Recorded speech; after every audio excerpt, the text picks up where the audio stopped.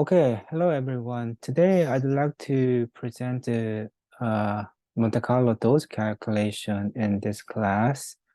As you know that the most of the Monte Carlo simulation adapted dose calculation algorithm based upon the cavity theories that we learned from this class and dosimetry class. Um, the presentations mainly talk about the calculation itself, and you can find out the references in our textbook, ethics textbook, or Andrew textbook, or you can also find out the calculation of Monte Carlo simulation manual. I'd prefer to use it Gen 4, EGS4, the MCMP, the manual. You can find it. Overall overview about this talk, I'm going to cover the few items, which is including the following these things. Basically, starting with the basic dosimetry, briefly talk about the fundamental principle.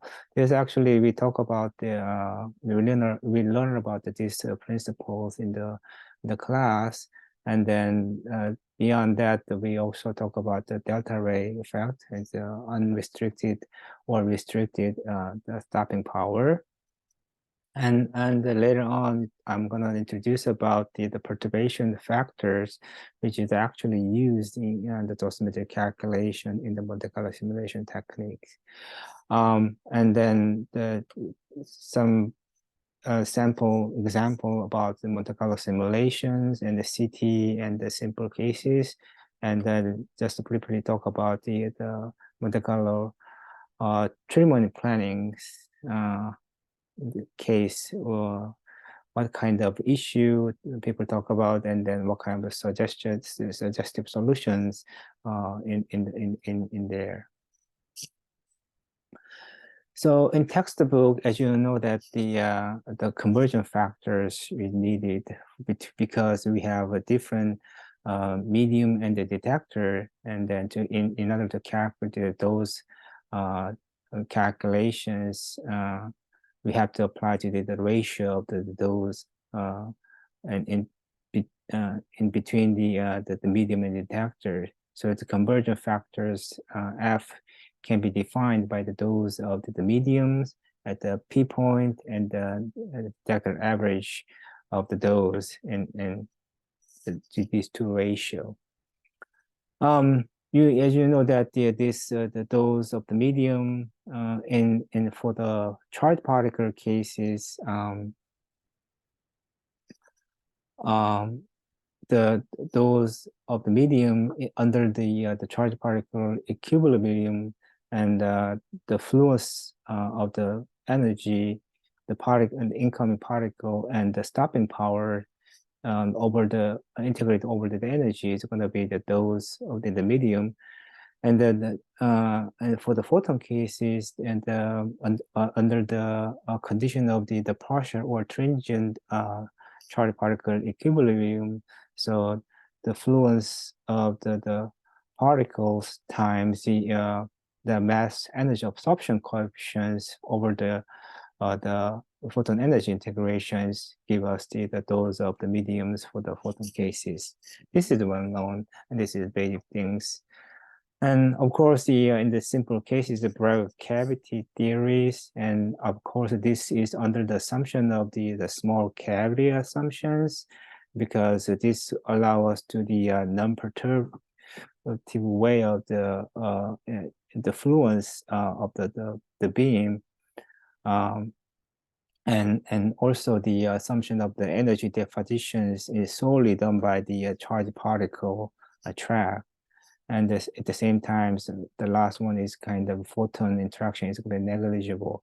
In that case, is the conversion factors F is going to be the stopping power ratio, in case that the total energy of E in medium is the same as the fluence, total energy of fluence, and primary fluence.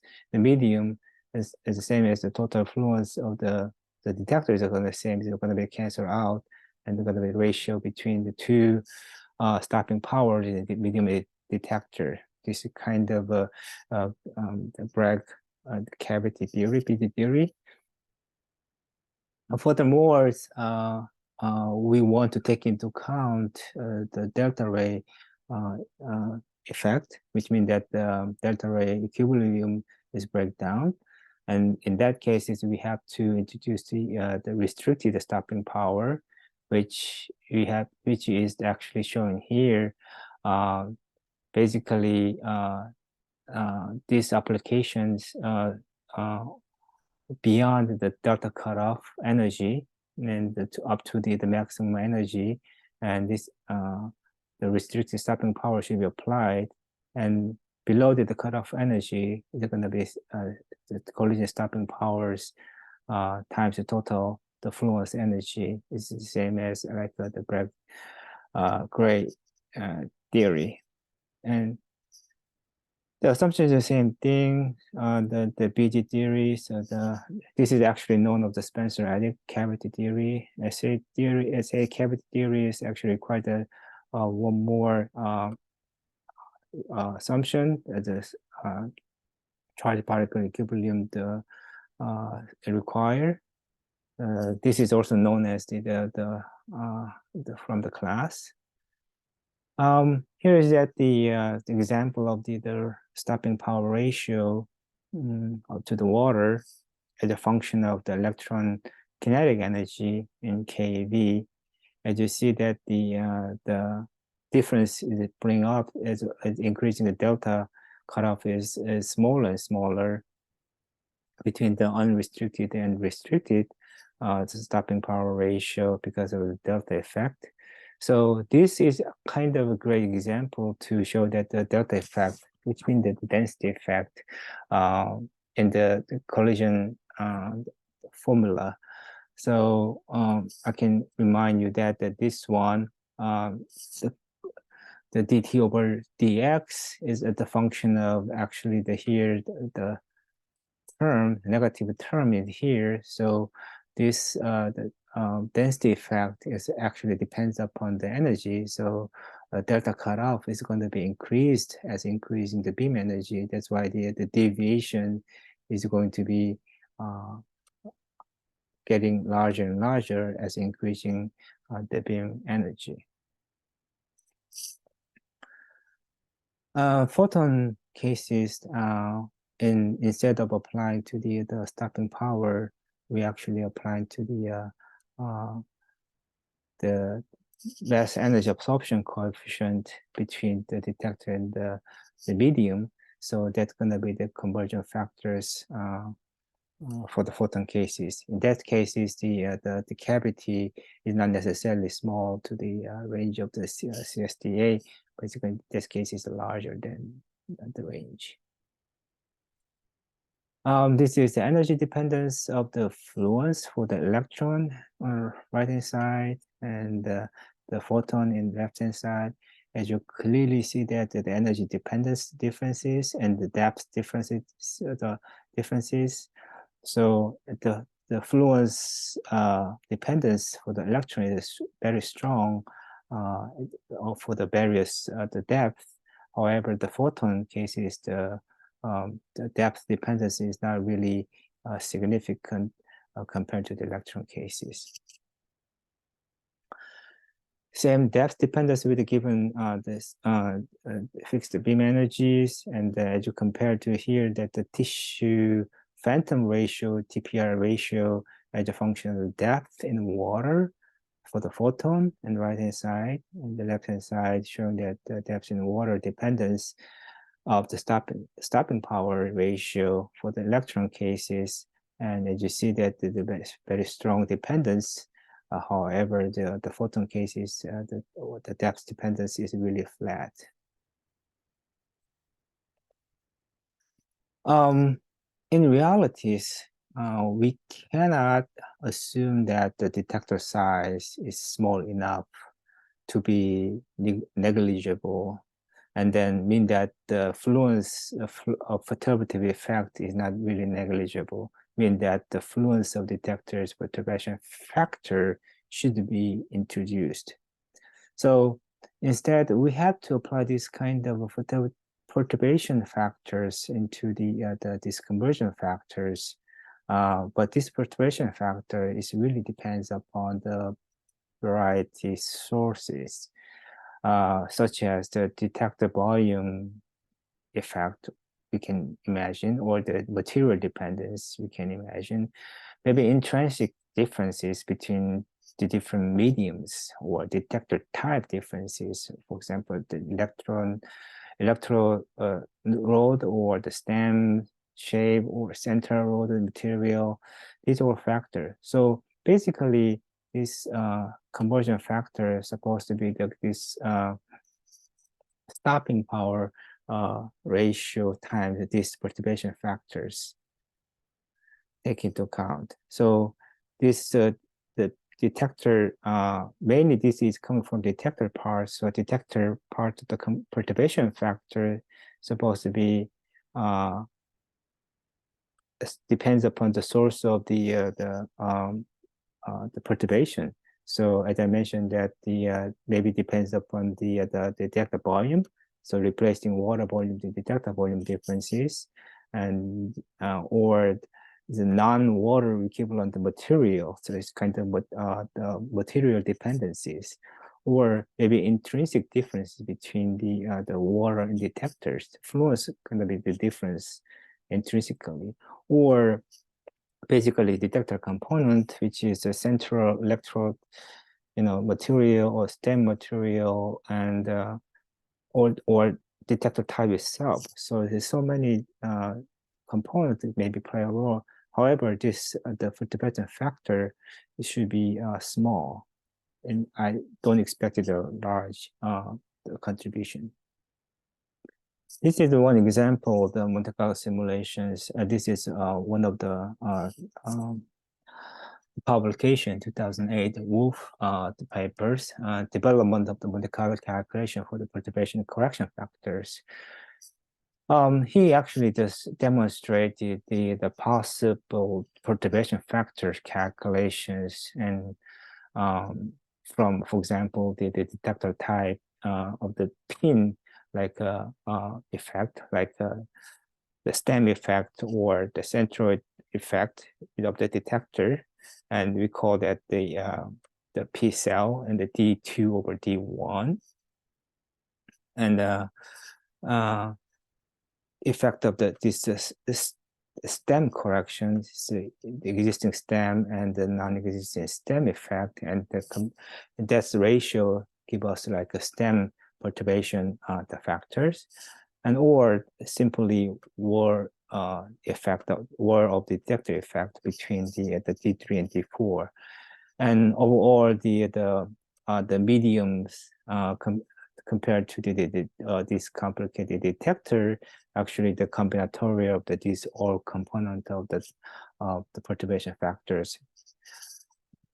So in realities, this is showed an example of in real Monte Carlo simulations. So you can see that the electrode structures in the center of the detector and cavity, and then the air capsule by the electronode, and then water is outside of this detector. So we can define that the inside of this air cavity is a sensitive volume, which means we have to take into account the interactions, the trackings, and all kinds of corrections we have to take into account, and then the realities is the event showering actually happening when the event's passing through the sensitive volume. The other example of the MCTP process in the CT image process. So there is a standard three steps in the MCTP CT image process, which is determined by the phase space, the data after the primary linear collimator. This is actually called the step 1. So we can define that the linear collimator at the beginning and forming the beam. And the second step is going to be using the phase-based data, computed the phase-based data, and then using the secondary collimators or the multi-leaf the collimators, and define that the field size that you want to irradiate the patient. And then lastly, the calculated dose distributions for the patient-specific CT geometry. So patient geometry should be taken into account at the last step, as a last step for the dose distribution calculation. There's some kind of the major question in the MCTP. Actually, two questions, because 1 and 3 is somehow connected. So what the question is that the MCTP calculated whether or not using the dose to tissue or dose to water, and if so, and how accurate the conversion factor should be taken into account between tissue and water. The second question is that does the MCTP inherit this calculation the tissues accurately? Well, in order to answer these major questions, so people actually observed a couple of things. For example, the stopping power ratio over the electron energy. This stopping power ratio is between tissue and water. As you see that the tissue and water ratio over the energy is flat, and then somehow about 200 keV regions, the deviation somehow observed. And overall, this kind of phenomenon has been observed in the adipose tissue or the bone tissue. So it's kind of different. The density effect is going to play a role. So on top of that, there is two differences between the even the same adipose tissue, to different curve you can observe the water also, and the bone tissue also. This dependence is coming from the uncertainty of the ion pair value, which can define in two different reports, ICRU and ICRP report. So two different values give us like a difference, the stopping power ratio. In particularly, this difference is enhanced in the lower energy region. And the other one is that the electron fluence dependence over the electron energy. So electron fluence, actually they're given by this blue curve, and then the cumulative dose fractions as percentage is given by the red curve. So for example, this one has the electron fluence at the gamma energy about the 6 MV. And as you see that the energy about the electron about the 0.75 MeV, about only this 50%, half of the energy is going to be contributed to the absorption dose. So mean that the loss of the 50%. So these should be taken into account in our calculations. So mean that revisit to these two questions, MCTP calculation should be taken into account dose tissue or dose water. In short answer is that actually the tissue relates to calculate the tissue to the reference dose to the water is obtained the beam calibration. So it is applicable to the MCTP or any other type of the treatment planning systems. The tissue and the water is pretty much relevant. And the second one is that the MCTP inherited the calculated the tissue accurately. The quick answer is no. The reason why is that as you see that the ion pair energy values represented the major limitation of the MCTP. So mean that the individual body tissue stopping power should be taken into account. So MCTP should have the intrinsic uncertainty. It's already there.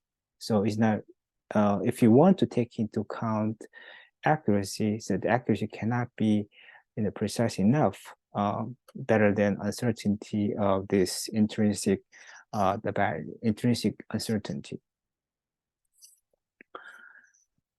So here is that, for example, the fluence correction factors, which you talk about the factor of the fluctuation, the perturbation. As you see, the different the lung and the organs, it's soft tissue in the muscle or bone or adipose. So as you see that most of them is kind of similar values, but the different cases, like for example, bone cases, is a significant difference between two compact the calculation and the cortical calculation, or the lung inflated lung is a general cases. So it is showing that only different fluence correction factors, PFL, is showing that there's some significant differences depending upon which organ you're looking at. So in conclusion, the stopping power ratio for the water and tissue, or if you want to take into account tissue and water stopping power ratio, you have to take into account not only the dose ratio between the water and tissue, you have to take into account also the different fluence ratio between the tissue and water. That's actually the proper approach to calculate the stopping power ratio. So in conclusion, that the dose ratio for the water and the conversion factors for the conversion, so the Monte Carlo simulation for the tissue times stopping power water to tissue, and the fluence factors take into account, or for the photons, and if you're using the energy of mass energy absorption coefficient, and you also take into account this photon flux flux differences between the water and tissues in the conversion factors. So at the end, ICRE report 90, they actually take into account this kind of all issue and the conversation. And they also talk about that this several the market software, like a the Monte Carlo software, including the Penelope and EGS, NRC, and the Fluka, the GN4, MCMP. Those are actually taken into account. So this effect. So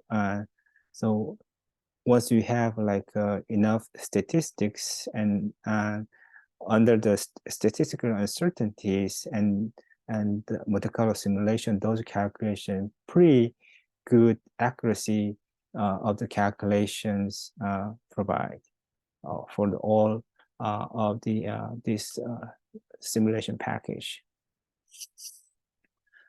So this is all about, and thank you for your attention. Let me know your any suggestion, comment, or question. And my reference is kind of basically textbook and some Monte Carlo simulation manual. Thank you.